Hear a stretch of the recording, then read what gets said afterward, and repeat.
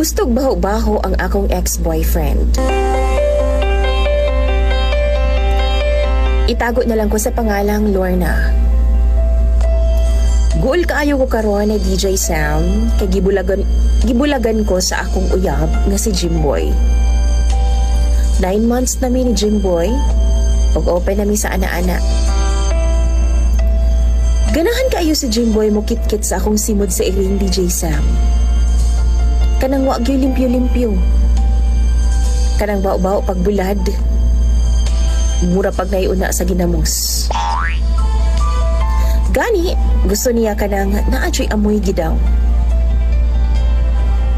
Gusto niya, dili manghugas kay original nga baho gyud ang iyang gusto.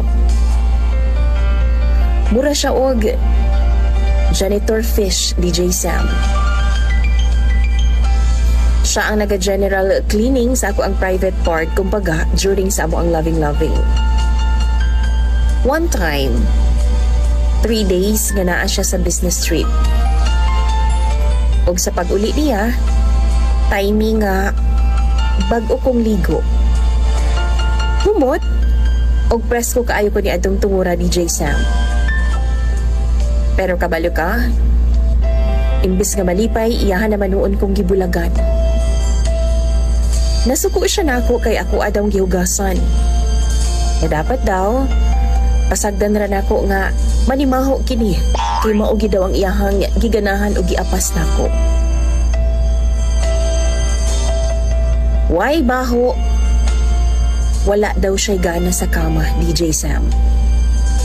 Og tungod ni adto, gibiyaan ko niya og 1 week na wala na siya mibalik pa sa ako ang boarding house.